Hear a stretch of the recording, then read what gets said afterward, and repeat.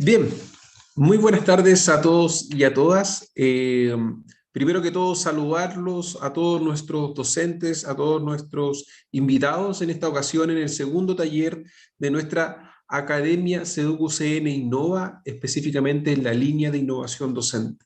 Hoy nos encontramos ya en este segundo taller donde vamos a poder avanzar en lo que respecta en nuestra Academia de Innovación y además con nuestros invitados y colaboradores internacionales, específicamente de Canadá. Bien, en la ocasión también vamos a tener la posibilidad de poder ya brindar este segundo taller y que se está transmitiendo en nuestras redes sociales de CEDUC UCN en nuestro YouTube.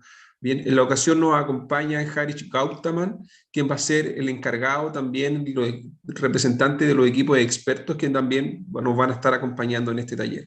Este segundo taller es parte de nuestra Academia de Innovación, en la cual hoy día estamos buscando desarrollar innovación en el ámbito académico y por lo tanto resulta tremendamente importante poder avanzar en cómo podemos involucrar e incorporar la innovación como parte del proceso formativo. Bien, sin más ni menos, entonces, quiero entregar la palabra a Gabriel Beltrán, quien es nuestro también profesional del área de emprendimiento e innovación de la institución, para que pueda entregar algunas instrucciones respecto del desarrollo de este taller.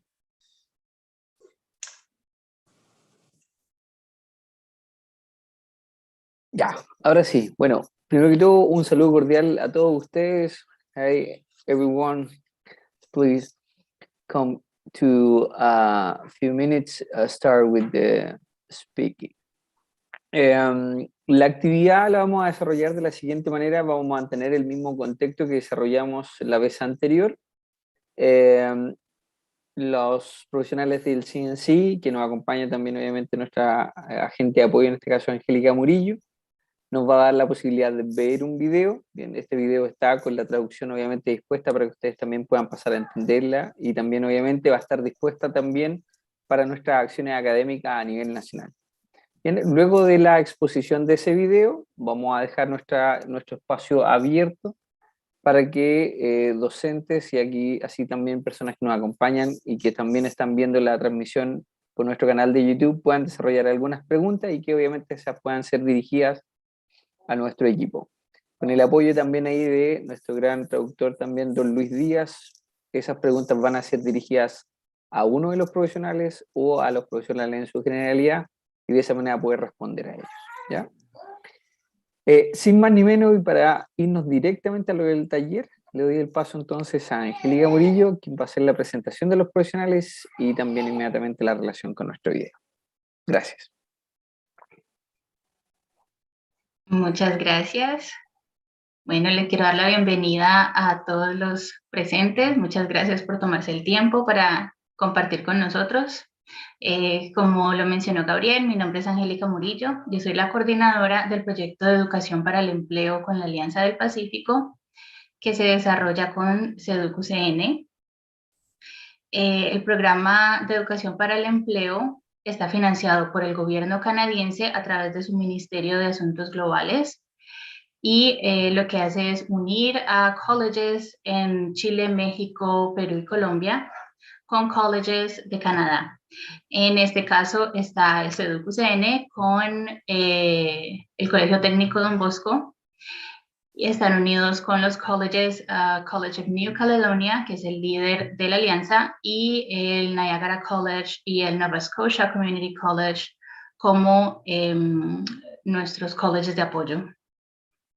Como lo mencionó Gabriel, vamos a estar haciendo la presentación en inglés con subtítulos en español, y después vamos a abrir el espacio para las discusiones. Entonces, si ustedes empiezan a pensar en preguntas, por favor pónganlas en el chat, y al final vamos a poder hacer toda una ronda de discusión con los participantes, y para eso vamos a tener el apoyo del señor Luis Díaz, que nos va a ayudar con la traducción en inglés y español. Como les dije en el seminario anterior, por favor no dejen que el idioma sea una barrera.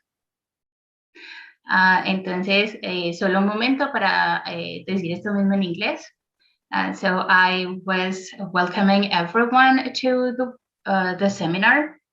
And I was explaining that we're going to put the video with the subtitles in Spanish.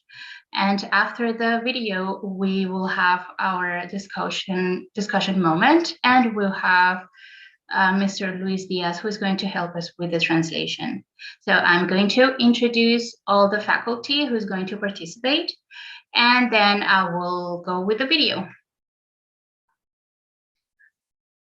Listo. Entonces, el día de hoy vamos a tener a 3 personas que nos van a estar compartiendo sus experiencias. Ellos son el profesor Harish, la profesora Jennifer y la profesora Carla. Desafortunadamente, la profesora Jennifer no puede estar con nosotros presencialmente, pero todas las preguntas que ustedes tengan sobre su seminario, por favor, déjenlas en el chat, las vamos a recoger, ella las va a responder y serán enviadas a sus correos electrónicos. Por lo pronto, les hago la presentación de los profesores Harish y Jennifer. Un segundo. Aquí les tenemos. Ahí estamos viendo tu pantalla, Angélica. Perfecto. Entonces, la profesora Jennifer ha sido instructora del College of New Caledonia desde el 2009. Ha enseñado cursos de transferencia universitaria de primero y segundo año en el programa de antropología. Imparte clases en línea y presenciales y clases con apoyo web por videoconferencia, a menudo enseñando secciones del mismo curso a través de los 3 medios y en el mismo semestre. En todos los cursos que imparte se centra en desarrollar el pensamiento interseccional de los estudiantes, la conciencia de otras culturas pasadas y presentes y el pensamiento relativista cultural. También integra en sus clases actividades que ayudan al estudiante a desarrollar habilidades como la gestión del tiempo, el pensamiento crítico y cómo evitar el plagio. Además de enseñar, hace parte del Consejo Ético de Investigación del College y es coordinadora del Departamento de Humanidades y Ciencias de la Tierra y Ciencias Humanas. El profesor Harish trabaja en el college como miembro de la Facultad de Negocios desde el 2018. Antes del CNC estuvo trabajando como director de marketing digital en una empresa de Vancouver durante aproximadamente 2 años. El profesor Harish tiene experiencia docente de aproximadamente 2 décadas en India y en Canadá. Su área de investigación es el comportamiento del consumidor hacia el marketing digital, que es un área en la que ha publicado varios trabajos. Además, su gusto por la tecnología, los ordenadores y su pasión por el aprendizaje y la enseñanza han evolucionado muy bien durante la pandemia, haciéndolo sentir como una versión mejorada de sí mismo. Además, el profesor Harish disfruta y cree en la filosofía de que todos los retos son oportunidades para aprender y crecer. Y de esto nos va a hablar en su intervención. Por su parte, la profesora Carla se incorporó al CNC en 2008. Cuenta con un máster en educación y varios títulos en distintas disciplinas, lo que le permite trabajar con estudiantes de diferentes programas que incluyen cuidado y educación de la primera infancia, asistencia en la educación y formación laboral para personas con barreras de empleo. Lo anterior le permite tener un enfoque de perspectiva múltiple para diversas necesidades de los estudiantes a nivel de programa, pero también a nivel institucional. Además, la profesora Carla es miembro del Consejo de Educación del College y del Subcomité de Creación de Políticas. Además, está asumiendo un papel de liderazgo en la revisión de políticas evaluativas en el college y es la presidenta del Comité de Programas del Campus de Cornell. Además, la profesora Carla se ha unido recientemente al Comité Académico de Gestión Estratégica de Matrícula porque está comprometida con el hecho de que los estudiantes tengan una experiencia de aprendizaje positiva desde el momento de su matrícula hasta que se gradúan. Bueno, Después de estas presentaciones vamos a darle paso entonces a las intervenciones de nuestros docentes del CNC.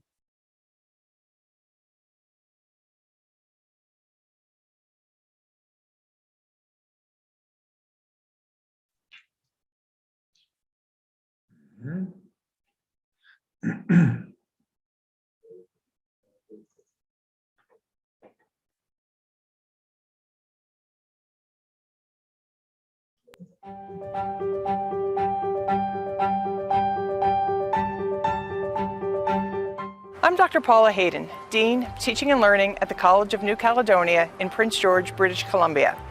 The College of New Caledonia has 6 campuses in northern British Columbia, and I'm very pleased to be coming to you from the main campus on the traditional territory of the Lheidli T'enneh. We are very pleased to share with you today the work of several instructors in different programs at our college. These instructors have worked throughout the COVID pandemic in various ways to accommodate the learning needs of their students. We hope that you will be inspired by their efforts, because for some of them this was something new, and for others it was more practice on things that they've been doing previously. In any case, I think that you'll find it very interesting, and I hope you find it useful and inspiring. Thanks.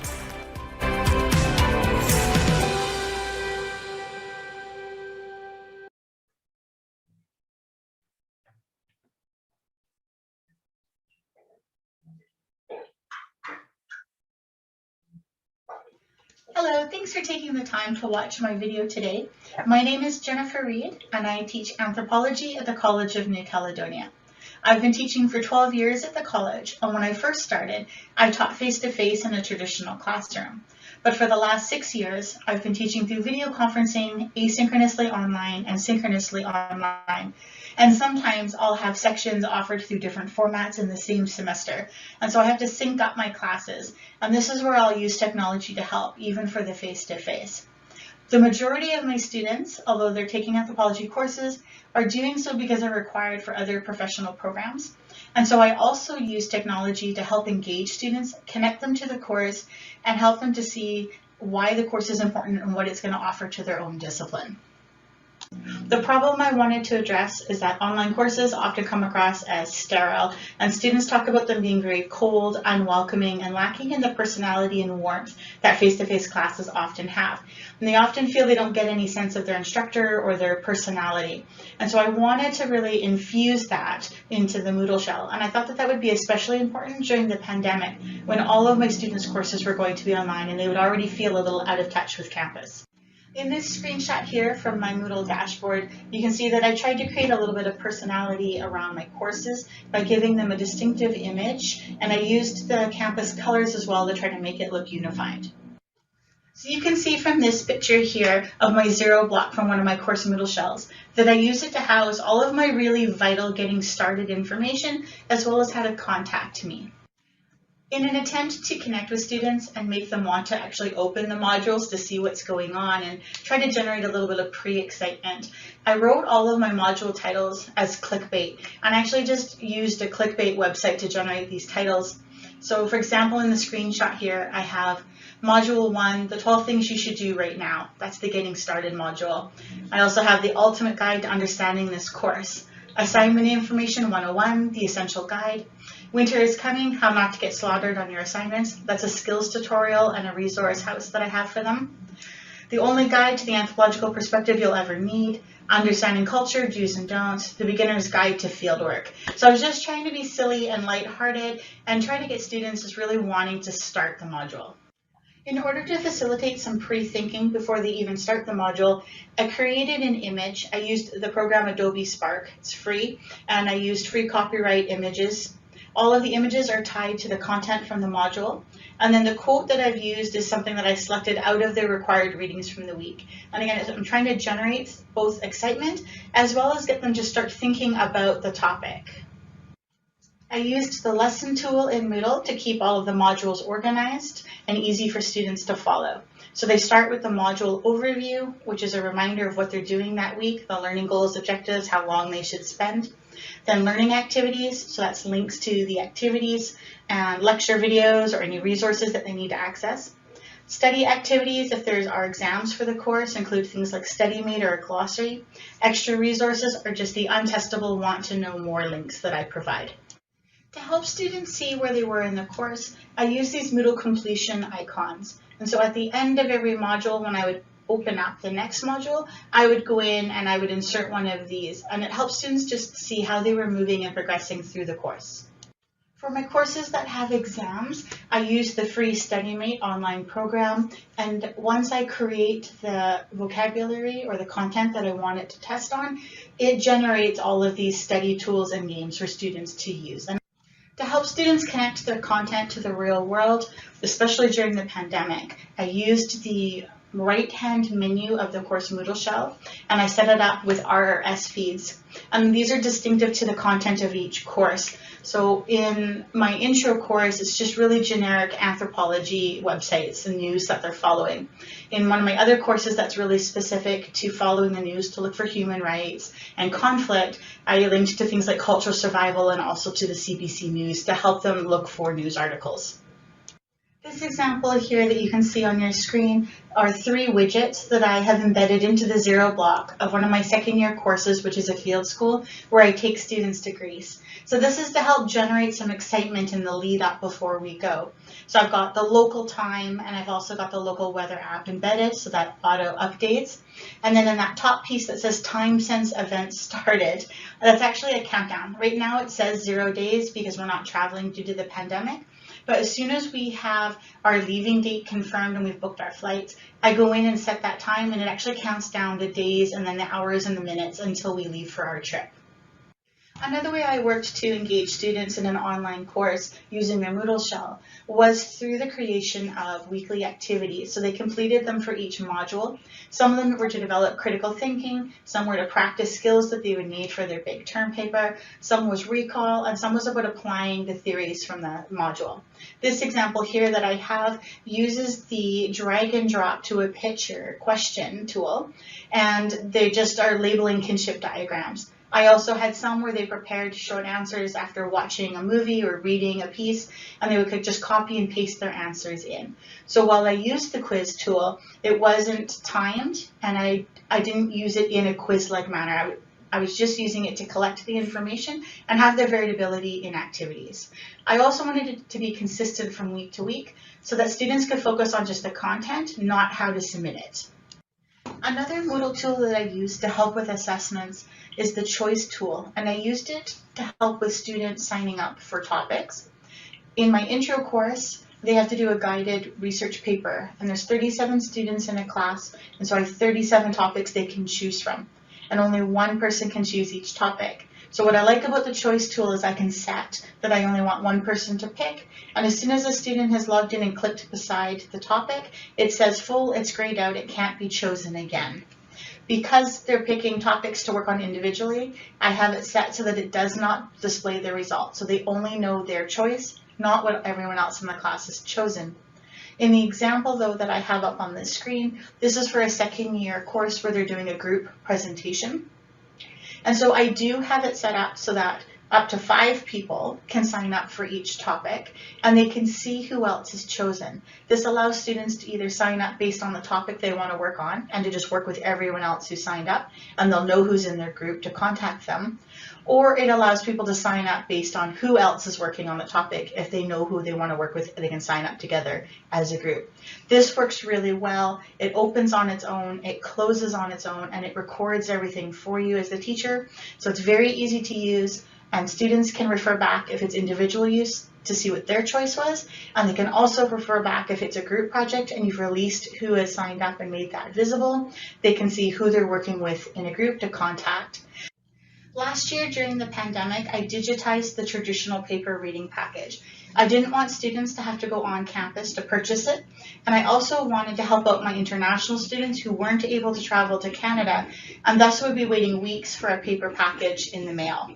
I worked with the bookstore, and we created a system where once the student purchased through the online bookstore website their reading package, a message would come up It was essentially just a PDF piece of paper, and it had a message from me and a password. They then went into the Moodle course shell, went to where the reading package was, and I used the lesson tool, and I put a password protection on it. So all they had to do is enter the password, and they had immediate access to the reading package.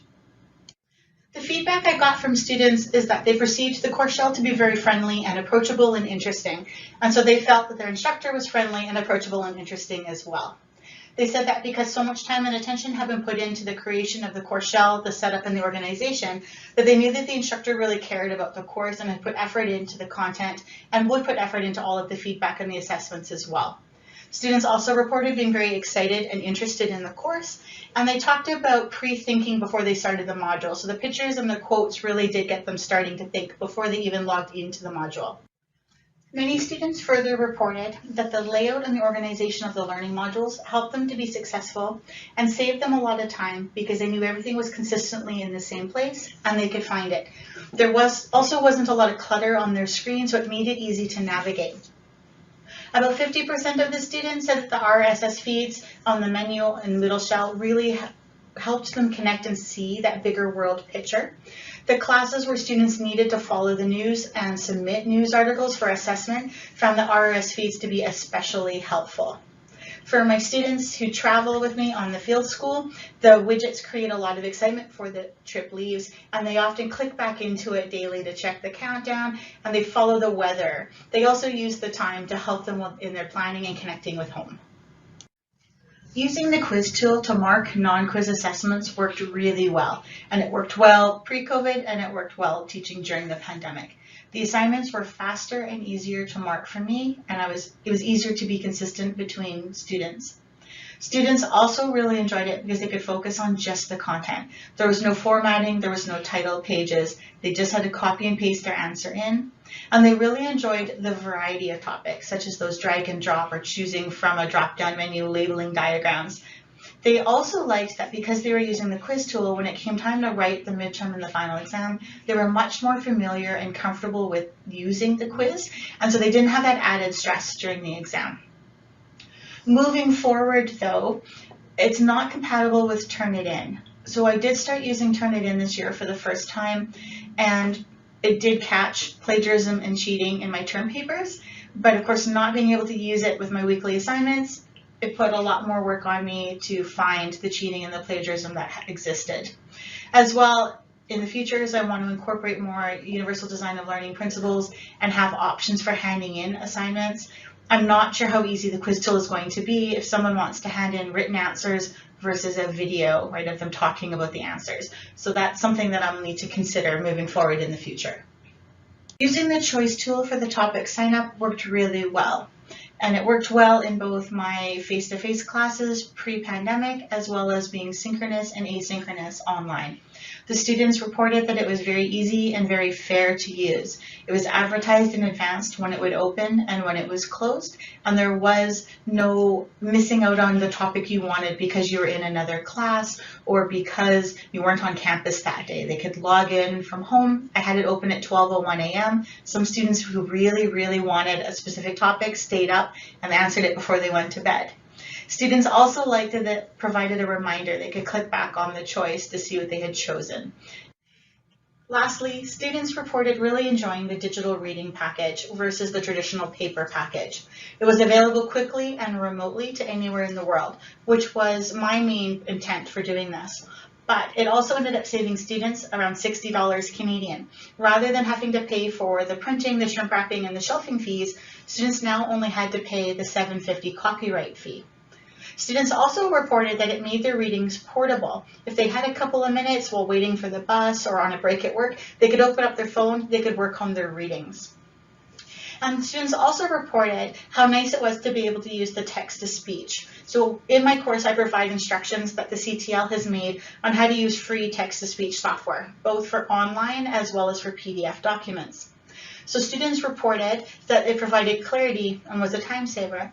The international students talked about being able to listen to it while reading and that they understood the article much better and they didn't have to read through it as many times to get to that understanding. I also had several students who were single parents speak about what a time saver it was to be able to listen to their readings while washing the dishes, folding laundry, and some of them even listened to them in the car while they were driving their kids to school.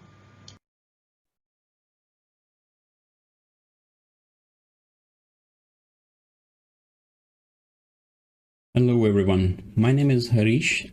I'm business instructor at College of New Caledonia. I'm recording this video to share some of my experiences. There were some roadblocks while I was teaching online due to COVID for maybe 3-ish semesters now.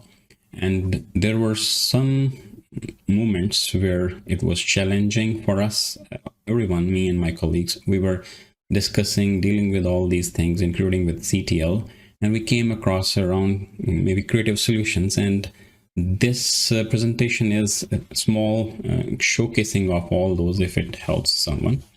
The very first thing I want to start here is I actually have my small presentation slides so that I can share it with you on screen, and here is on screen, and I have it, I named it Issues Are Opportunities, because I believe whenever there are any challenges or issues and we want to crack it, we learn out of this. And that's why these are actually opportunities which I think for growth. The very first opportunity, which actually issue I should say, I'll share with you my case here. Like, I always want to be fair as all teachers with students in grading and all. I want to make sure that I have competency-based evaluation and we can plug the loopholes if students are cheating. Some instances happen all the time. I will share with you a story from 2021 intersession when I was teaching. I found like 4 or 5 students, they were scoring a bit high in the quizzes. And these quizzes were going in their final grade books. I think as a teacher, I was happy my students are scoring good. But when I talk to them in the class, or if I invite them in the office hour, I see they had not that much of depth that they can actually go up to that deep knowledge and score 100%. That's where I started doing some research, and I found all the MCQ questions which I was putting in the quiz, they were from publisher's book, which were freely available on Google. So I immediately took my action. I talked to my dean and we decided, I even had a long chat with publishers. So I thought of like, okay, this MCQs or the reservoir of questions which publisher is giving is of no use to me for evaluation. So I created my own list of questions, and this time in the midterm, I thought of putting some descriptive questions. And to my surprise, students actually got cracked to that also. And as you see on my screen, I have mentioned there like check.com. That was their source. And I will show you one example here. This is a screenshot of a question from a student's attempt in the Moodle. That was my question. And I was giving them an option to attempt any one of these 2 questions. And this is student's answer. And if you go through this, you will find some very weird kind of sentence formations and vocabulary. And I thought that's maybe something is going on. So I checked on Google and I found, ended up here, like my research ended up here. I saw my Moodle screenshot, actually a picture with a mobile phone was uploaded by this student on the website where he had his premium account, and this website gave expert answer to the student, and in verbatim, word to word, everything was coming here in the answer. Student definitely was issued plagiarism, but that was little paraphrased also by the system because student was holding premium account paying $25 a month. So that's a challenge. Students can always share such things, and one account may be shared by 5, not that much expensive. So I thought like it's not the way, and I need to find a way to perhaps have a real evaluation which actually can see like students are competent enough, they know what I'm supposed to evaluate for. Their learning is good enough. So now I am going to practice a little different, and I have reflective writing. I had reflective writings in previous semesters, but now I have moved on to all these presentations. Like instead of writing, you need to have presentation also. For group and teamwork, they do both. And the purpose here is like they will record themselves on the camera and just like me talking with you right now, there will be a presentation, PowerPoint presentation with their video on it will be there, and I believe I will be able to better see that they have learned those things. And not only this, I am actually kind of such a evaluation system I have developed, so that students, they need to critically evaluate the work of at least 2 more peers, so that way they will engage with each other and I will be evaluating accordingly. Rubric involves all those things. So that was one piece, and yeah, I will share with you my Moodle where I have all these things. And anyways, moving on to this second issue or challenge which I had, or maybe 2, as you see on the screen. The very first one is like students don't want to spend money on books. We always encourage students to buy books because it's not expenditure, actually it's investment. It pays off. You have a good book and you score good, you learn a lot. But unfortunately, students want to save money on books. So I was just trying to see if I can work around. I have one book from an international publisher, and I thought of emailing them if they can give special discount, and they actually did. Like, anyways, that's a different story. But I tried so many things. Students were not interested in buying the book. So I came to know from another colleague that he's making notes and all and sharing with students. I thought it's a good idea, and I had something in my mind to work on and experience, like website development. So I thought of that this is the right time. So I created a website and started writing on the website for different topics and in chapter formats, so that students have some kind of idea about what they're supposed to go through. And I think students from, like, if I do the data analysis of website, I see students are engaged with the content and they attempt all the questions and everything on Moodle, but my stuff is posted on website, and it actually is a source which I know if I work in every other semester, whenever I have this subject allocated, I can improve it. I need not to start from scratch. So I work on it, and it's kind of a building block. It's well organized, and I think that's going to improve in the coming semesters. I got feedback from students also, because I used in the last semester, and the feedback was not bad. Like, they were quite happy with the website content and all.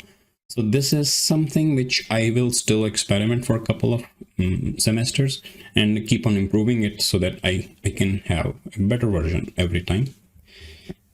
And if I just see the next one issue is basically, if I'm teaching online, students are not interested in turning on their cameras. That's a big issue. So no matter what I say, how I encourage them, I see I don't know whether they're shy. Sometimes I even see they're at work or even driving, just they have their phones on and Zoom on. So that's a culture which I wanted to change always. And this semester I'm trying something new. Again, I'll take you for a small screen tour of my Moodle and website, but I'm going to show you like how students, I'm encouraging students to participate this semester. I have a special 5% for participation, in which it's not for attendance though, it's for participation. So they're supposed to turn on the camera, mic, and talk and engage. So as I said, I have created videos.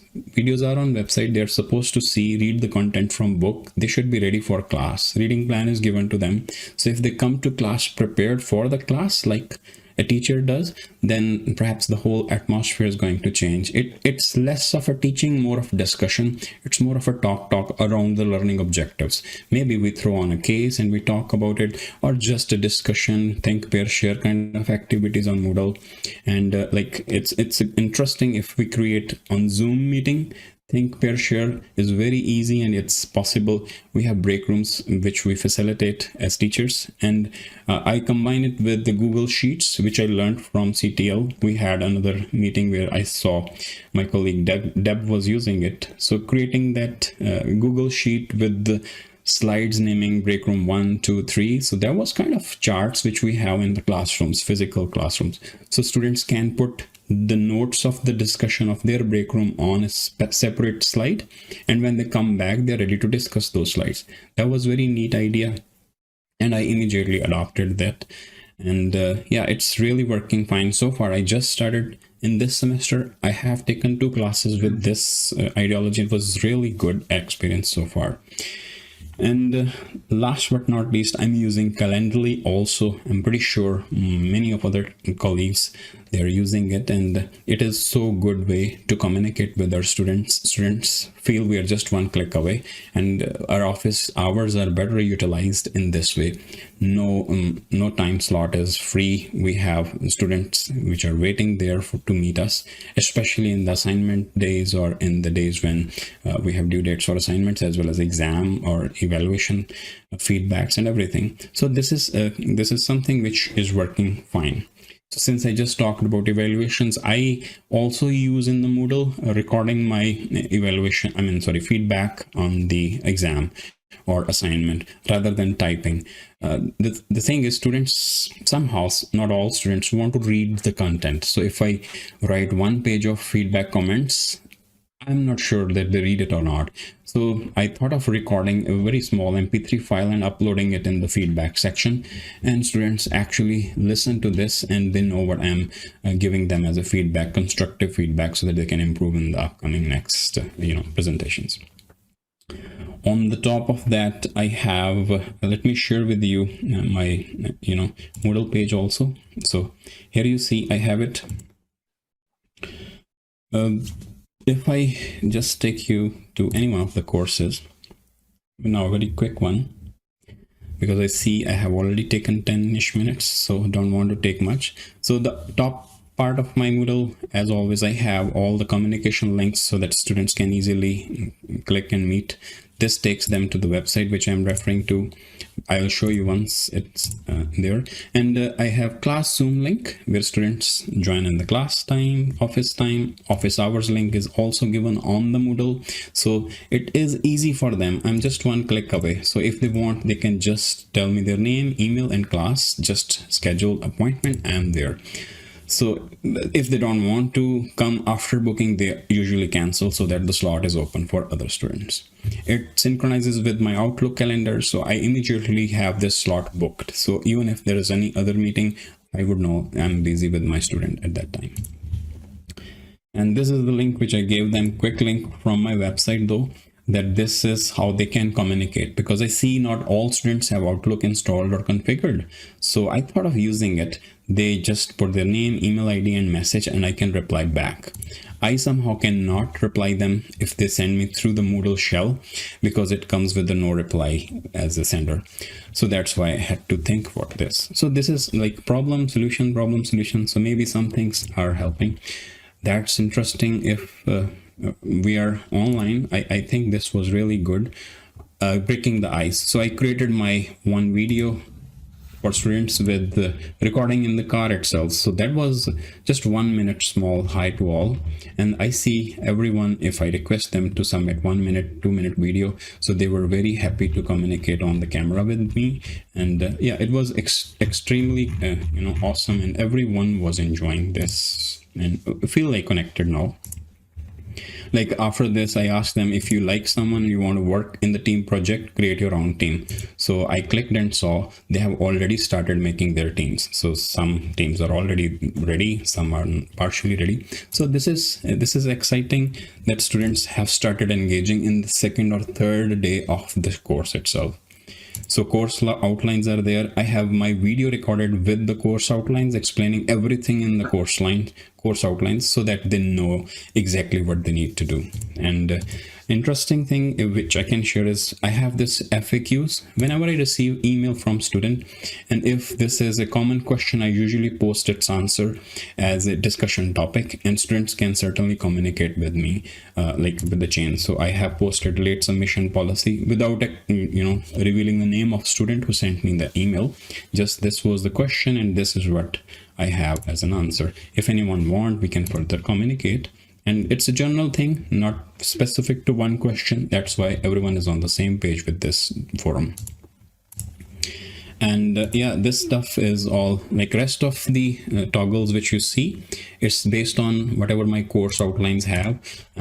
Basically, I don't want to take you all there, but participation, midterm, reflective writings, and or presentation, sorry, team project and assignment. So if I show you, like, these are the actual titles of the toggles, so there is less confusion to students. They can just click when it's the time for midterm and it's already over there. And for participation, as I was saying, like, I'm using attendance just for sake of record. It will not be base of actual participation. So I share with them password for attendance during the class in the Zoom meeting, and they can mark their own attendance, and this way I would know like who attended this. And again, it's not compulsory for them to attend all classes. I have just 8 compulsory sessions which they need to out of 10. So this is a synchronous course, so some part of that course is synchronous every week. So they are meeting with me. It's important for them to come interact, and it's something that everyone is on the same page. And a quick tour of my website. So they register here, and I verify from my registrar's office email IDs which they have that they belong to this course. So I just approve them, their name, CNC ID, course which they want to register in, 1 or 2, whatever, and then their email ID, and they agree that they're not going to share it with anyone else because of the copyright issues. Some of the slides in my video background might be from publishers, so I don't want them to share it, and that's why this is there.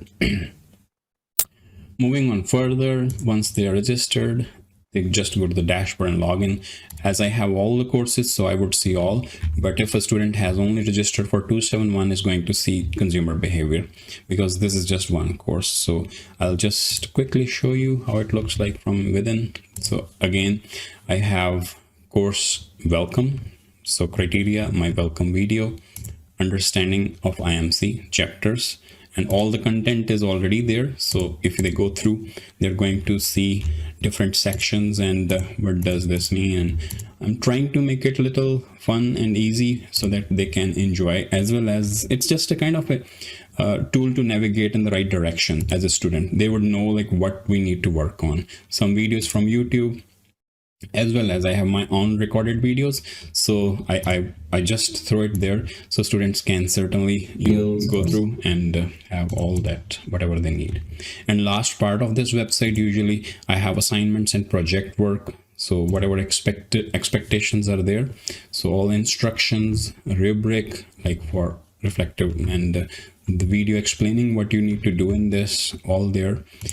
Again, if you see in the case project, I'm giving them option if they want to go through the Ripen project, and I'm giving the link as well after selecting. I have even encouraged them by showcasing how you can post it on your LinkedIn profile once you, because they're working for industry anyways.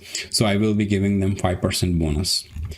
And if they don't like this way, I have another option, case study. And this case study is usually maybe from book. If there is a copyright issue, I will just go with, like in this class, I have a case study which is coming from Ivy publications.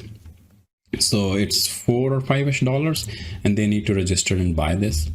So everything is given, and it's on the page, including marking rubric, details, important notes. So they are all good there, right? So this, I believe, is something which I guess I'm doing. Rest, yeah, I already told you for feedback, I usually record it with the mic, and it helps students to be on the same page. And what else I can share is, okay, let me also show you. This is my kind of a, board, which I sometimes write on if I need to explain any topic or slide. So I can just certainly write whatever I want to. And this is what I can write right now. Thank you. So that was just a brief video about all these things. And in case you need anything else in detail, that will be my pleasure to talk further. So thank you, everyone. Take care. Wish you all the best. Thanks.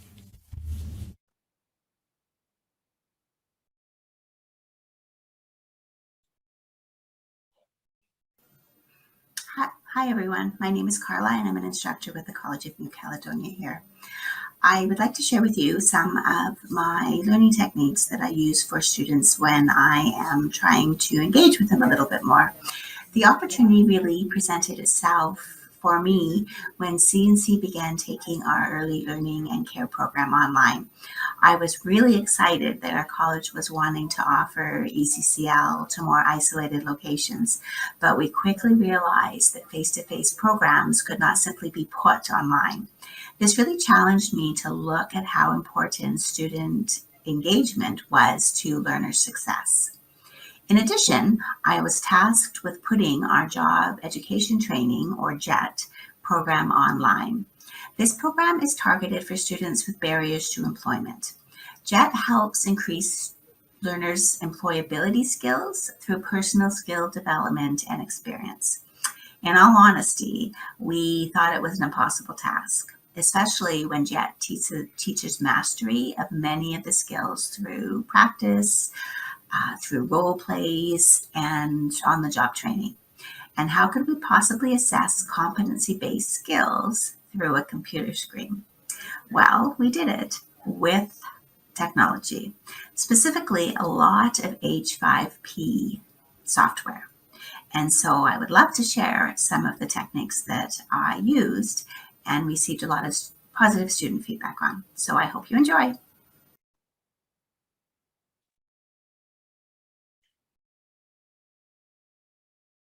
Used H5P, which is a free online plugin that's available for many online platforms, and it allows instructors to create interactive content through videos, lectures, games, and more.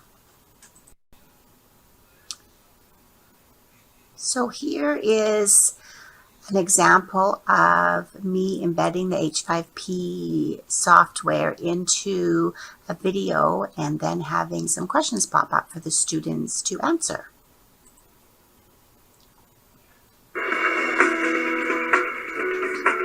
British Columbia has more than 350,000 young workers, aged 15 to 24. It's a fact, these young workers are at far greater risk of injury than their older, more experienced counterparts. And then you can see it pops up, please answer the following true or false questions. You click on the button and the questions pop up. Young workers are at risk for being injured on the job. True or false? You could check true and the answer pops up correct. And you can continue.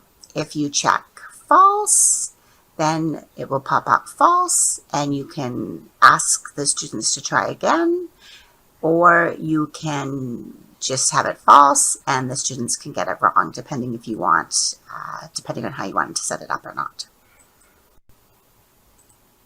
More than half of all workplace accidents involving young workers occur during their first 6 months on the job. Nearly 20% occur during the first month. So here's another one. Please answer the following multiple choice question. In regards to young and new workers, when do most accidents occur? So let's get it wrong. Young workers don't have accidents. That's wrong. Let's check it. Marked wrong. Young workers don't have accidents. 0 out of 1. Let's retry. During the first year of work. Still wrong. Let's retry. During their first day of work. There's too many young workers dying or having...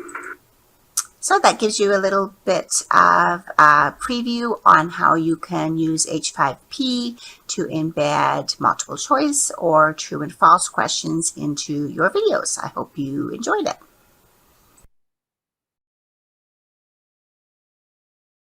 Here is an example in one of my lectures where I've taken some information from the textbook and I've made a lecture out of it and included some questions.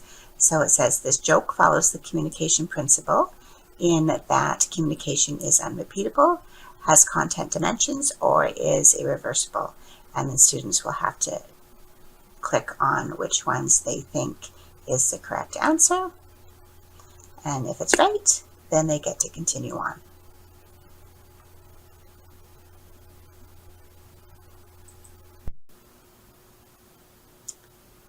Here is an example that you can see in the lecture that I've put in that students have to fill in the missing words. So they would need to open the textbook and go right to the chapter that we are on and then complete the text, complete the missing words before they are even able to continue on into the lecture.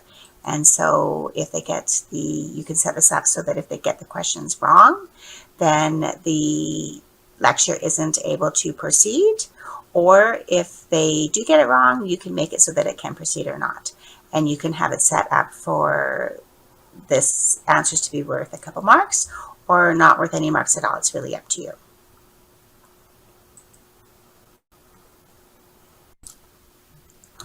So carrying on, here is some questions right from the textbook as well. So 3 challenges of social media. So if I put in the wrong answers, I'm just going to put right, left, and middle. And you can see that they are all wrong. So then we can set it up so that it tells the student instantly that the questions are wrong. And if we want the student to do it over again, the student can before they're able to carry on with the lecture.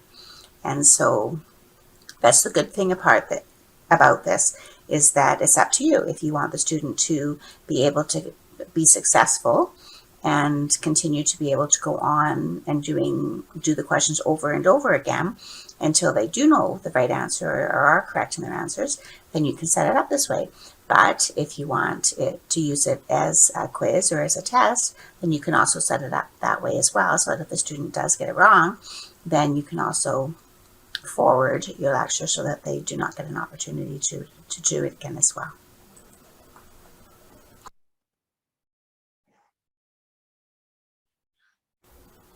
Here is another drag and drop activity where you can have some information about calling in sick, some tips to call in sick professionally.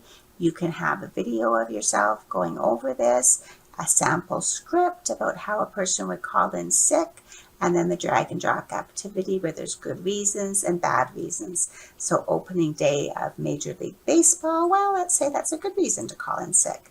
Bereavement, let's say that's a good reason. You have a sick child, good reason.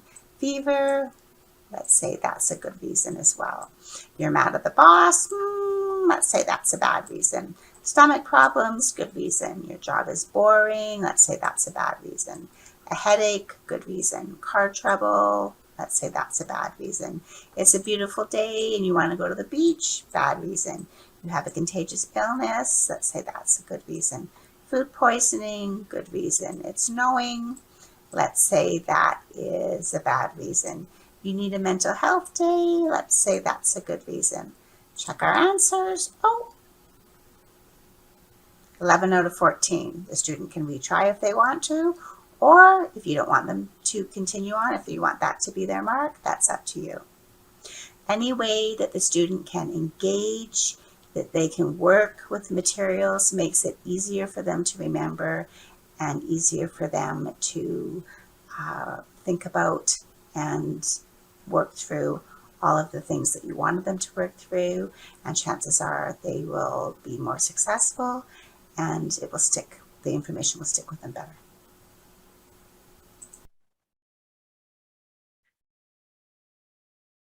Thing I wanted to show you through H5P is called branching scenarios. Branching scenarios is where we create situational experiences for our students, and then the students have to make decisions that can lead to different results. This works really well in the health fields. But for our JET students, we actually created some real-world learning examples for them. So the situation that I wanted to show you is based at a gas station where the scenario is the customers are pumping their gas, and when they're finished, they usually come in to pay for their fuel. But the student is working at the cash register and they notice that the customer is filling up their car, And when they finish filling it up, instead of coming to pay for their fuel, they get into their car and they start their car and they begin to drive away. And so the student is then asked, what would you do? And so they push the button and they have to make a decision of what they would do. And so the pop-up window appears and they can decide to either run outside and try to stop the car from driving away, or they can stay inside and write down as much of the information about the car and the driver as possible. And so in the JET program, instead of giving the students choices where they can then carry on through the scenarios, we give a right and a wrong choice, because in this program it's important that the students choose the right choice. So let's just say that the student chooses the wrong choice. They ran outside and tried to stop the car from driving away. So we explain why that's the wrong choice, and that it's too great of a risk to be injured, and that it seems heroic, but that it's never recommended. And we explain why. In this situation, because we really want the student to understand why, we also tie this into real world learning. And so we have the student proceed through, and they also click through to another real world scenario where we post live experiences, where we link newspaper articles of actual gas attendants that have been injured, or even worse, on the job, where they have behaved in the same way that the student has said they would behave. So gas attendants that have actually ran outside and tried to stop vehicles and things like that. And so as you'll see here, we posted an article where an attendant was actually dragged to death after they tried to stop a gas theft for $12, and that's simply not worth it. And so the student can definitely then see that this happened in real life and make the learning that much more real for them. So I hope this gives you an example of how great branching scenarios can really work, and also how you can kind of think about even to make them for your assessments tools, and how they could be a really good assessment tool as well. I found the more time I spent making my lessons more interactive and engaging for students, the more time they spent with these activities in class. I had a student share with me one of her courses was just links to online videos, basically, which she could Google herself. It really broke my heart. But I will never forget this comment, because it shows me that although videos can be a powerful learning tool, we need to link these tools to course learning outcomes and show students the purpose and the meaning. H5P helps us to do this. As well, how often do we ask students to watch videos, and then they come to class and then they cannot answer any of our questions, but they say, "I swear I watched the video." Some learn from simply listening, but most do not. H5P offers greater learning opportunity for more students to retain information from the videos through answering questions and note-taking. I personally needed to make my lectures more engaging and interactive because learners are more diverse. I needed to watch my lectures and a few videos, and texts was not enough for students anymore. I have learned that whether I teach online or face-to-face, it is important to ensure that I am truly present as I can be. By adding questions to my lectures and pop-up questions, for example, this makes me present in all my teaching activities. It says to the students, "I am here with you on this teaching journey. Are you here with me?" I did not just put this link in for you. I actually watched the video as well. And here are some questions that I think will help you understand the concept of the video. I am excited to hear your thoughts. Next steps for me, although I know that instructors are often considered subject experts in their field, I teach in the early childhood and the education assistant field with children, and they know far more than I do. And I also know that I will never ever be a technology expert. The first time I ever saw myself being beamed to 4 other campuses for digital delivery, it was like an out-of-body experience. I was not sure who I was more prouder of, myself or the person who convinced me that I could do it. But I do know that technology is truly a great way to enhance student engagement on so many levels. I am very excited to continue my learning journey around competency-based assessment and technology because I've only just scratched the surface, and I truly believe that this is a way of assessment for learners in the future. If learning is interactive, students will be engaged. It is more work on our part, especially if we are also learning on how to do something new, but it will motivate students. I believe that I also need to show students that I am looking for new, enticing ways to do my job better as an instructor. Using the same teaching materials over and over again, whether it is our lesson plans or our teaching strategies, also determines how motivated we will be and how the students will be. When I commit to using technology to enhance students' engagement, my teaching style automatically became more interactive. Win-win. Best of luck to you all.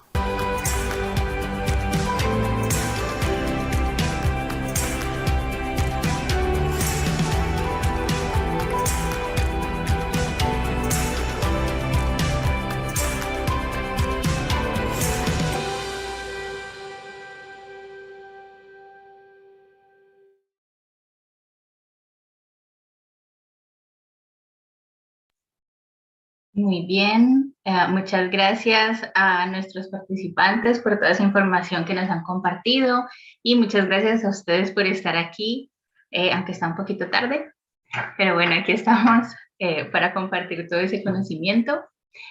Un segundo, voy a darle las gracias a nuestros participantes del CNC. So I want to say thank you to you for all this knowledge that you have shared with us. And I was also thanking all our participants for being here, even if it is a bit late for them.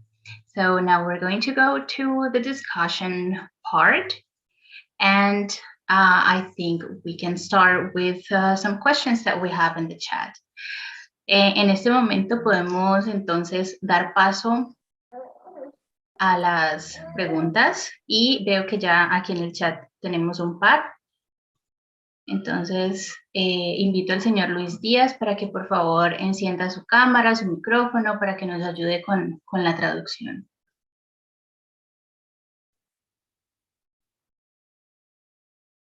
Ok, oh, there we go. Me tiene desconectado el video. A ver, vamos a abrir desde acá.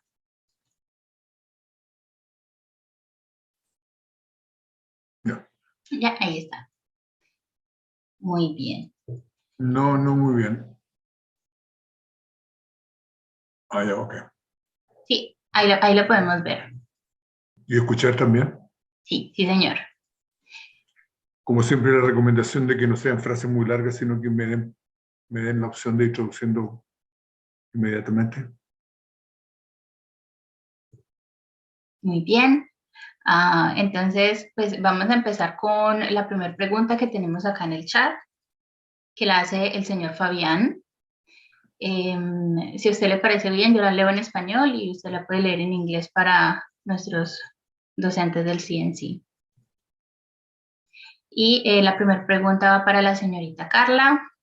¿Cuánto tiempo se demora en la confección del material de clase y qué nivel de programación se necesita? This question is for Carla, and the question is about how long it'll take you to create or make the questions.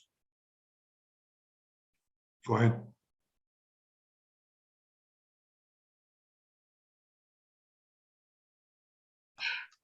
You're muted, Carla.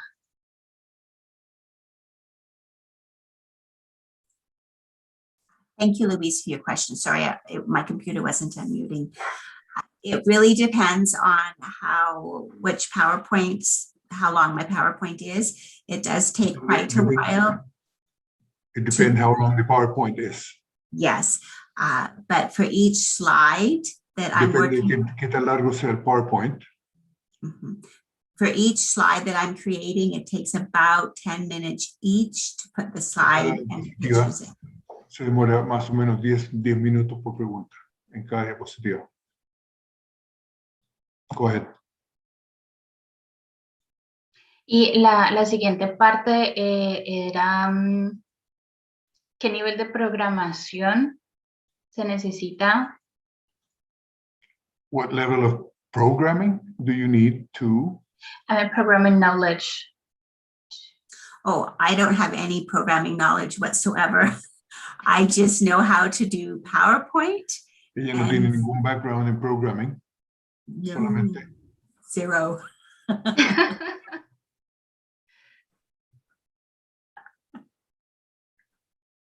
Entonces, it's just the knowledge on the PowerPoint. Yes. Solamente es el conocimiento del PowerPoint. Wow. Yes. Ok, muy bien. Vamos a seguir con otra pregunta que tenemos aquí para el señor Harish. We're going to continue with the next question that is for Harish.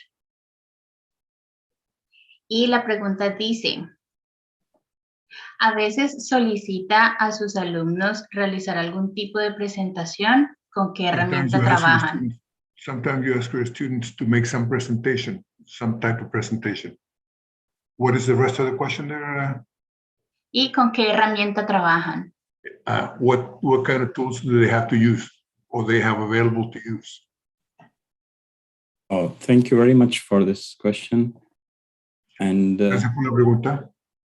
Yeah, and it's just simply PowerPoint, and the PowerPoint presentation already has this camera button, and they can record themselves and talk.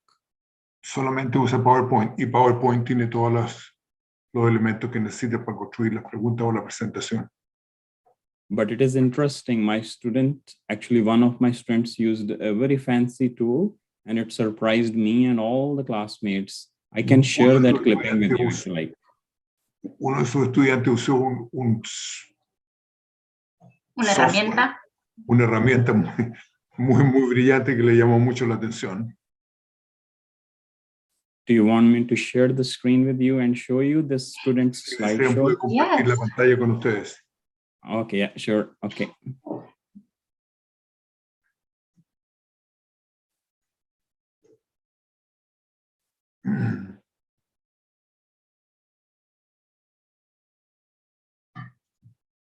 Am I sharing my screen here? Yes, we can see it. Were you seeing my slideshow? I'm sorry, I wasn't sure what you're seeing. So that was actually a student. I am hiding my student here on the left, and I'm just showing you. She used all. So we're going to be answering the W's of branding. So this includes what, who, why, hows, and then later on we can have a look at the case study for the brand, right? So what is brand? So how is this? A is in for abbreviatively, D is in distinctive. So next slide is when we talk about who is in. So to summarize what we've discussed as we answer the questions of double presentation, and we find this presentation insightful. So yeah, I'll talk to you soon. Bye-bye. So see, this is the tool which I see in the background. It says Canva, C-A-N-V-A. So students are ahead of me. I know nothing about this tool. She might have done some research and she created this wonderful presentation. And I think whole class actually learned from her. And one more thing I can share here on screen with you. Hold on a second. Yes, please. Sorry. I'll have to edit this a little bit. Voy a tener que editar un poco esto. Me perdió en la frase tan larga. Pero él no tenía, no conocía este software. Y entonces, pues, lo que él nos estaba mostrando en la pantalla es que un estudiante le presentó este tipo de video, que de pronto era una herramienta que no conocía, pero pues el estudiante fue como innovador en ese aspecto. De pronto ahí en el video él trata de esconder un poco la imagen del estudiante por respeto al estudiante, pero ahí alcanzábamos a ver que el estudiante hace su presentación usando Canva. Al final se ve que ahí está el nombre de la aplicación. Y si ustedes quieren, aquí en el chat, el profesor Mike nos acaba de colocar el link a Canva, que también es una herramienta que pues, fue uno de los estudiantes incluso que la propuso. And I'm sharing on my screen. This is how they upload their presentation. Like, for example, student would post a new discussion topic. It's a kind of a forum. And you can see number of students replying to like 4, 3, 4, 7. So it depends on how interactive this presentation is. Many comments come in. And this is another screenshot. And let me zoom in a little bit. So va demasiado rápido para mí, no agarro ninguna. Okay, just for the translation, maybe we can go a little bit slower, or just we can round the idea in for the Spanish. That's okay. Entonces, Harish en este momento nos está mostrando un pantallazo de cómo los estudiantes pueden subir sus presentaciones.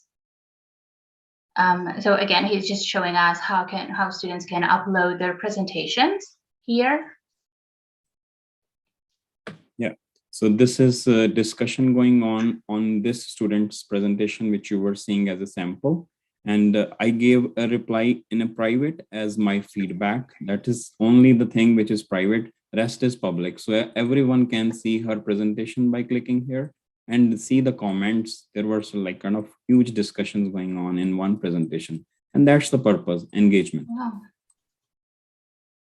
Muy bien, entonces pues ahí nos muestra que si bien la estudiante puede subir su presentación y hacerla pública para el resto de sus compañeros, el feedback, la retroalimentación que le va a hacer al estudiante es personal, entonces se va a armar una discusión solo con ella sobre pues la presentación que ha subido. And as per my marking rubric, I just said only 2 critical comments will be counted. So they're not only doing for marks, they actually got maybe kind of, it was fun for them to give critical comments to each other. And I was just facilitator. I do nothing. No solamente, las presentaciones no son solamente para tener notas, sino que también tienen que tener participación. Y el único que parece que no participa es el profesor. Claro, lo que hace es dejar también, abrir el espacio para que otros estudiantes, como también lo decía en la presentación, se califiquen entre ellos, como en una evaluación de pares. Y entonces, pues también está esa parte divertida de que se van a calificar entre ellos y que entre ellos ven el video del otro. So the answer finally to that question is students use variety of tools, mostly use PowerPoint, but some students like this, they create examples. And I even see they use the teacher's tool like Screencast or something like which Mike told me to use to record the screen. And they create MP4 videos and upload. So that was mind-blowing to see.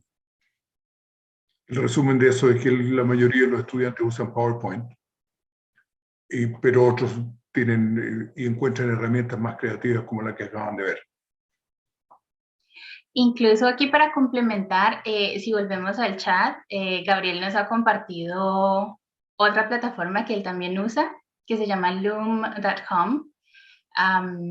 Lo mismo en inglés. If we go to the chat, Professor Gabriel is also sharing with us another platform that he uses, loom.com.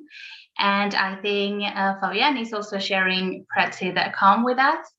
So we can see different platforms that faculty are using and students are using. Aquí también no solamente Gabriel, pero Fabián también nos comparte prezi.com, que es otra plataforma que me imagino que él está usando en sus clases y sus estudiantes también. Muy bien. Yes, Prezi is really good. I have also used this tool, and especially the zoom in effect. If it's a kind of very long process, students will know zooming into the topic and zoom out, see the bigger picture of the content. That's really cool too. I thank you for sharing that, Loom. I will certainly have a look at it. Gabriel. ¿Necesita traducción eso, no? Prezi lo encuentra muy bueno, especialmente por su zooming Opción. acción, sí, eso, ya. Ok, anda. Yo tenía una pregunta adicional que se me ocurrió cuando estábamos en la presentación para el profesor Harish, y es si, porque él nos estaba presentando en esa página web que él hizo, y la pregunta es si tiene un costo adicional o si es gratis. So I have a question that came to me while we were on the presentation for Professor Harish, and it is about the website that you shared with us, the one that you created. And my question is it free or you have to pay for it? Okay, so that's an interesting question. Actually, it's paid version. I actually purchased it for. There was a kind of good deal around $150 or $200 Canadian for 3 years. And I'm paying around $20 per year for domain name separately. And since I will be teaching digital marketing, and I thought of maybe doing it first before I actually can deal with the students. That was the main motive behind it. Previously, I was using blog, but I can share with you something which you can use to make it free if you like to. Ok, entonces el profe Harish nos dice que sí está pagando por esa página que tiene, porque tiene que pagar, I'm sorry, you said 150 to 200, right? Yeah. Sí, entre 150 y 200 por 3 años. Y adicional a eso, paga como unos $20 más o menos por el dominio. Pero él también nos dice que hay otras opciones gratis y que nos puede de pronto compartir un poquito de una de esas gratuitas. So you were saying that there are also some free options. Yes, that's right. So do you want me to show you that? Yeah, maybe if you want to share. Yeah, like if you want to have just a blog, then I'll just go to the blog spot, which I used to make. I might have some blogs there. This is from Google, and you can just create. So these were like my blogs there. So this is Google. You need to just sign in using Google ID. So blogger.com or Blogspot. That's the best bet. Yeah. And there is another one which you can use if you want to host your website. This is Programmers Portal, but certainly I found a way to create your own maybe HTML based website for free here. You can host some pages, github.com. If you go to YouTube, you will learn how to create one free website on GitHub. And yeah, these are the two tools which I think you can use. Sorry. If you could maybe put the link in the name of the website on the chat. Yes, please. That would be great. Entonces, el profe nos comparte acá que si nos vamos a ir con opciones gratuitas, sería más como en versión blog. Y pues nos comparte las opciones que tiene Google o esta que nos está colocando el nombre allá en el chat, que también tiene versión gratuita.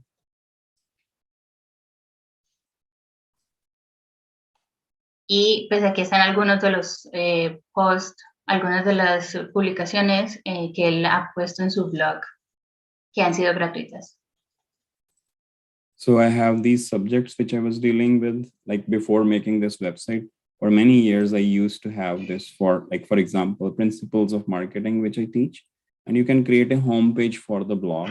And since I don't update it anymore, But yes, this is cool feature also. And my name of the website was subject name marketing152.blogspot.com.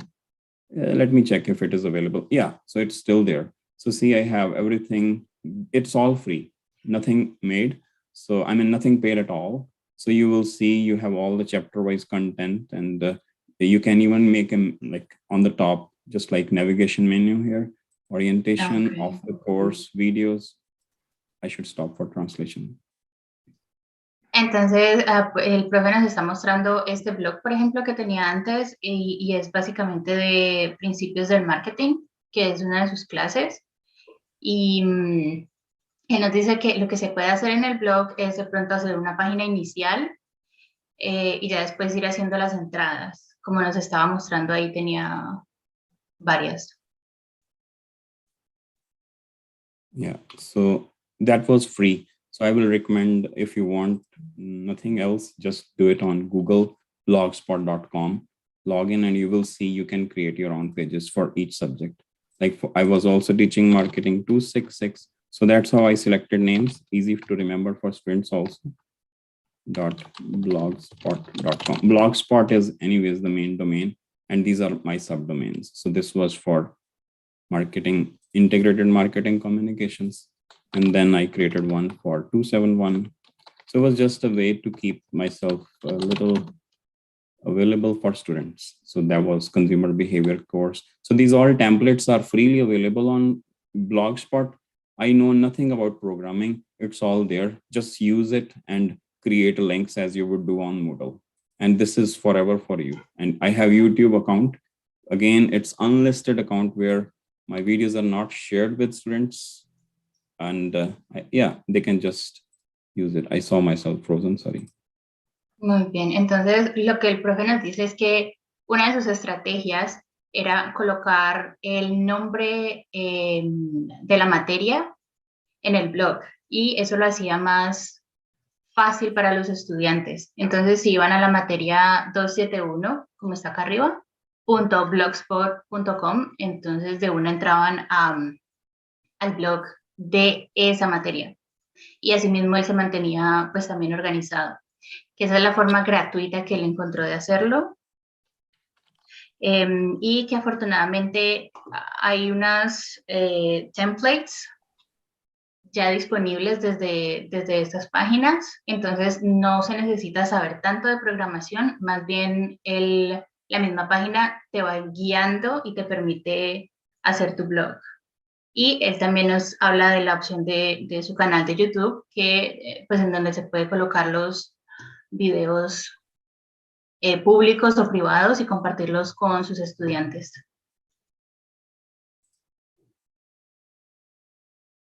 So that was the Google link, which I'm showing on screen. So it's just free and you can just create on this. And GitHub, I'm just trying to see, I have seen some videos. I created already one page for my department, but yes, that is also another option. GitHub.com. And yeah, and I think I know nothing, it's just kids know. And I learned so many things from my son itself. Y el profe nos dice que, bueno, esta es otra opción que es muy buena, GitHub, que también está en el chat, y que afortunadamente todas estas opciones, de pronto no hay que saber tanto de programación, porque son más bien muy amigables con el usuario, y son gratuitas. Entonces, pues, también nos dice el profe que al ir como experimentando con estas opciones, así mismo vas aprendiendo.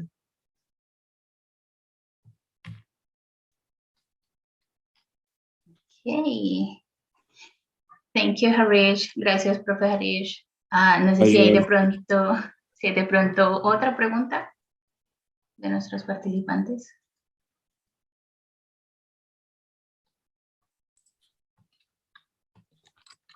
Recuerden que si ustedes quieren lanzarse y hacer la pregunta en inglés, no hay ningún problema, lo pueden hacer. Angélica, tenemos una pregunta que proviene de las redes sociales, ya que el evento está siendo transmitido. La pregunta se menciona como ¿Cómo miden el éxito de las herramientas tecnológicas que ustedes utilizan? How do you measure the success of your technological tools that you're using? Para is that ambos, question? para Carla y Don Harwich. This is an open question for both. Yes. Oh, the question is for Harish or Carla, and Carla, or? I'm sorry, could you repeat the question? Oh yeah, same here. How do you measure the success of the technological tools that you're using? Oh, okay. Carla, you want to answer first? No. Okay. Like as far as tools like using websites or blog, you will see a lot of data from the blog or the website's portal itself. That is like dashboard. It tells you how many students have seen your stuff, and like for example on YouTube, how many people watch your video, you would know, and that will help you. I learned this lesson in the very first semester, like 3 semesters ago. I created very long videos, like 1 hour video, and I found very less students watching it. I learned a lesson, make it 5 to 10 minutes only. So I split my topics into 5 or 10 minute slots. Now students are watching. So data analysis helps us to see if it's working or not. Mm-hmm. All of my technology also goes. Sorry. Just a second for translation. Yeah. I'm sorry. Angélica, no. El profe Harish nos dice que en su caso lo que le ha servido mucho son las mismas estadísticas que traen las páginas. Entonces, por ejemplo, cuando él usa Google o YouTube, se puede ver cuántas personas, cuántos estudiantes han entrado y la misma página te da las estadísticas. En su caso, por ejemplo, él aprendió hace como unos 3 semestres, cuando empezaba con todo esto de la tecnología, estaba haciendo unos videos de más o menos 1 hora. Y entonces en las estadísticas veía que los estudiantes no participaban tanto, no veían todo el video. Entonces lo que intentó fue hacer videos más corticos. Y aprendió que si hace unos videos de 5 o 10 minutos, los estudiantes los ven. Y las estadísticas muestran que el estudiante entra y ve el video. Pero cuando son tan largos, no hay esa participación y ese interés. Okay, so let's go with Carla now. Thank you, sorry. All of my courses also go through our learning platform, Moodle, as well. So Moodle can be set up so that we can track when students use specific technology. Moodle tiene partes o herramientas que les permiten seguir las respuestas o la participación de los estudiantes. So it can be tracked that way as well. And so that it's very simple to be set up that way. And so I can go in daily and see which students are using which technology, how often, how many seconds even. Pueden entrar a Moodle again, lo entendí bien, Angélica, eso, que siguen en Moodle. Lo que pasa es que en Moodle puedes de pronto programar para que el profesor pueda ver qué estudiante ingresó, cuál fue el video o la lectura que estuvo revisando. Incluso la profe nos dice que se puede incluso ver cuánto tiempo estuvieron interactuando con cada uno de los materiales. Si fueron segundos, minutos. And I just have a question. Can you see that for every student or you see it as a whole class, as a bunch?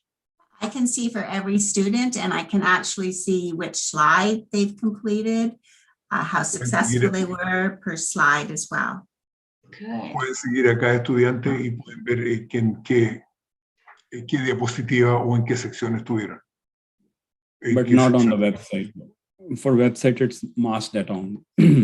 We can't see in particular individual level data on websites or blogs. Like Carla said, on Moodle, she can see on Moodle, but on website, it's not that much possible.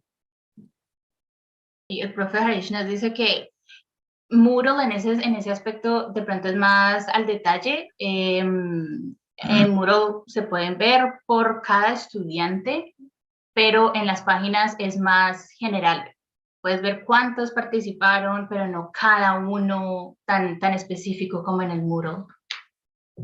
And one thing more, like I always, of course, I can add right now. I hope you're done with translation. Sorry, Yeah. Angelica, right? Yeah, Oh, okay. I'm okay. Like another thing was like I was going to say, if a student emails you back like it was really good, and then you feel like yes, it's working. I'm not saying that I'm doing great, but I'm just saying the excitement which I had when this semester in the beginning, a student actually replied back that I actually know by name my class fellows, because it is so engaging class, especially on that forum where they share presentation and talk to each other and they see each other on camera.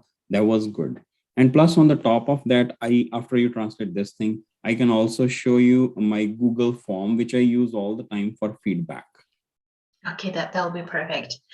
Entonces, lo que nos dice el profe Harish es que además de usar los datos que nos ofrecen las plataformas y las páginas, también están los correos y los mensajes que mandan los mismos estudiantes.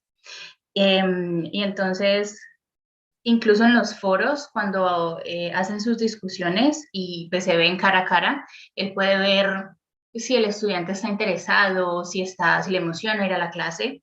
Y lo que nos va a compartir ahorita en la pantalla es un tipo de encuesta que él tiene, un formato que tiene para el feedback de los estudiantes hacia la clase. So if you can share with us the forms that you have for students' feedback.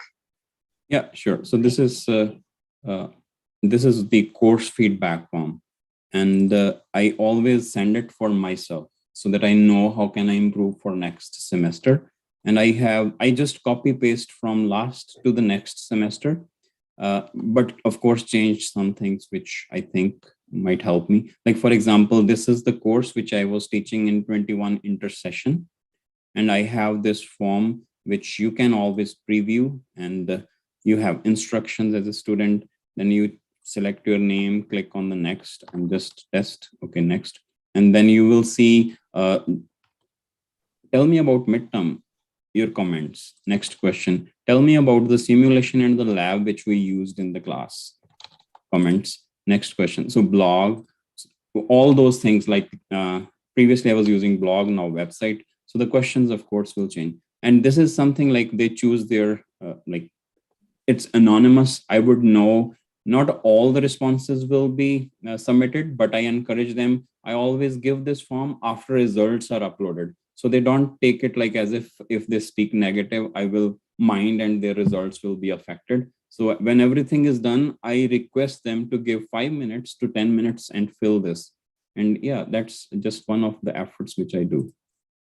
Muy bien, entonces lo que el profe nos estaba mostrando allí era un formato que tiene para la calificación y para la retroalimentación del curso, que es algo que él intenta hacer cada semestre y es más para él mismo tener la información de qué puedes mejorar. Y lo que hace es colocar estas preguntas en donde el estudiante va a colocar su opinión frente a las simulaciones en laboratorio, frente al blog o a la página, frente a las diferentes actividades. Entonces, el formato en sí es el mismo, pero va a ir evolucionando según la clase, según los puntos que se evalúen en la clase. Y lo que él nos dice es que una forma de hacer que los estudiantes participen es que sea anónimo y que se haga al final del curso. Con eso el estudiante no siente que sus respuestas puedan afectar sus notas. Adding to that as well, asking students for feedback 4 or 5 weeks into a new course is also an excellent idea. Because if we need to change anything up or if we need to add anything, doing that before the course is over is also a great idea. Awesome, yeah. Entonces, la profe nos está diciendo que, complementando lo que nos explica el profe Harish, es que más o menos a las 4 o 5 semanas de haber iniciado el curso, a ella le gusta también hacer una ronda de retroalimentación de los estudiantes, porque si hay algo en el curso que se pueda mejorar o que se deba cambiar, ese es como el momento perfecto para hacerlo, para no esperar hasta el final del curso. Okay. And here is one more thing I can share. Mike is here. This is what I learned from Mike in meetings. So this is for break rooms on Zoom. What I did was like, I created a template, which I always like copy and create and duplicate and change it for class. And this is basically in the break room session. I have properly, like, these were the instructions for you as students. Like in Zoom meeting, when we have break room, they are divided into 4 or 5 or 6 groups. They will be turning on the cameras, talking with each other on the topic. And if you are in break room number 3, then you will be using 3rd slide. So I already have everything set for them. So they go on 3rd slide and they start typing.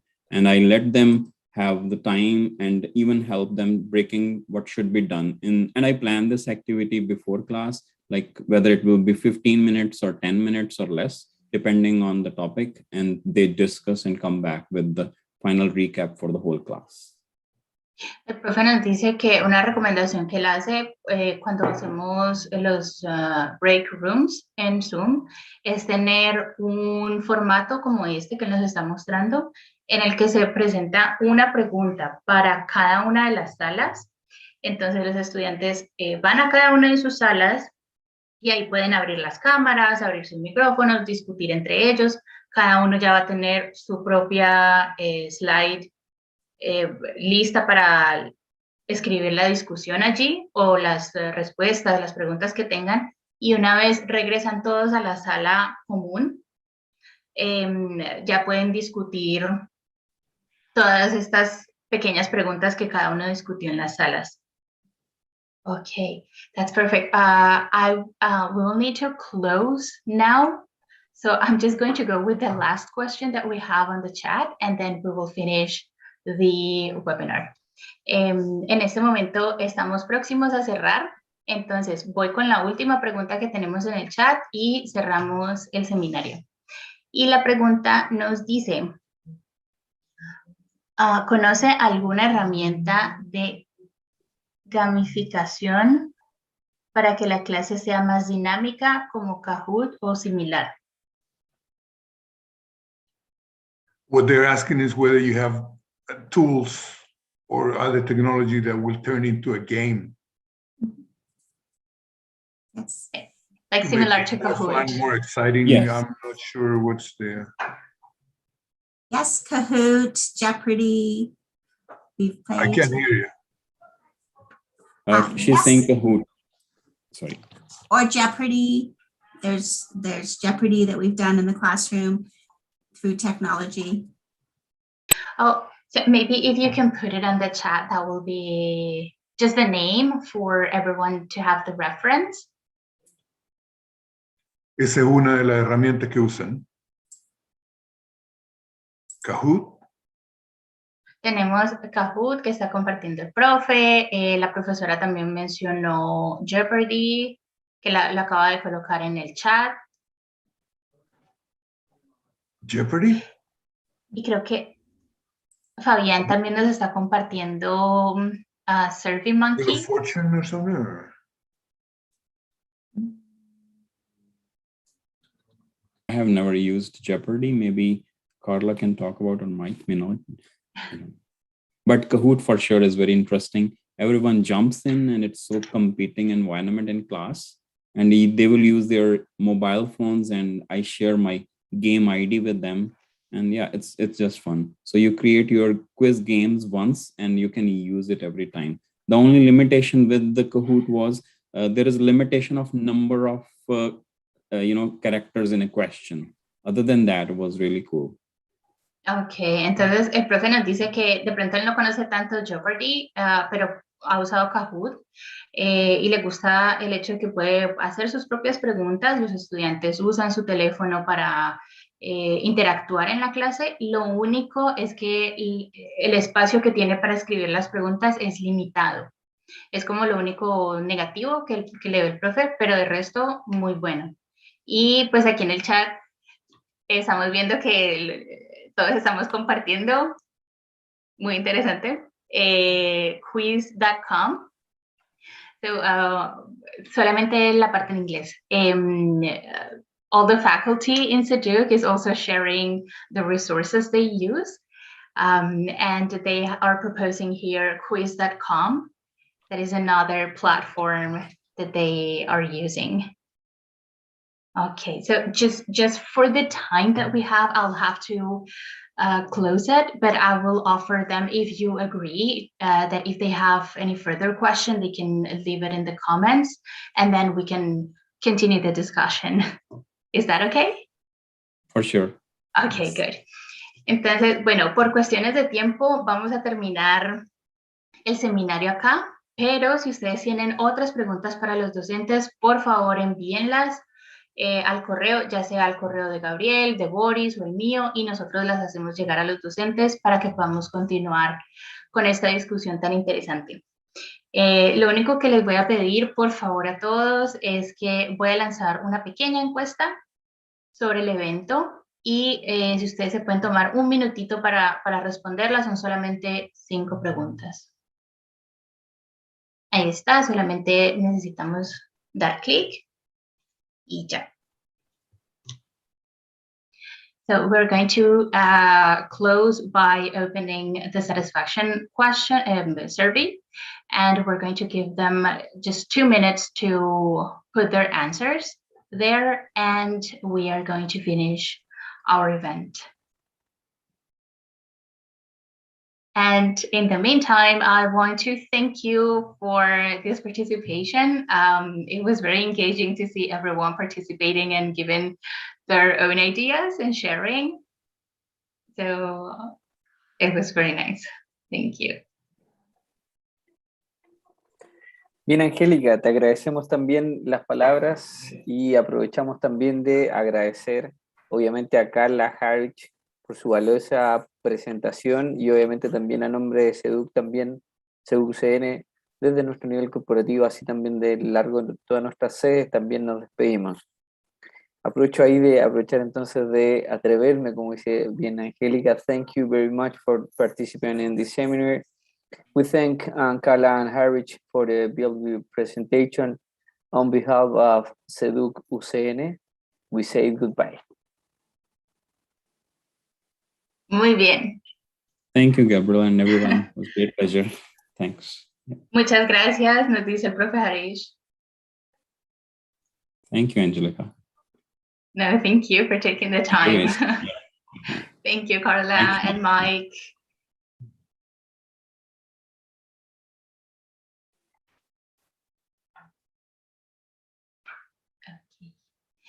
Para los que no alcanzaron de pronto a contestar la encuesta de satisfacción, vamos a estarla mandando el link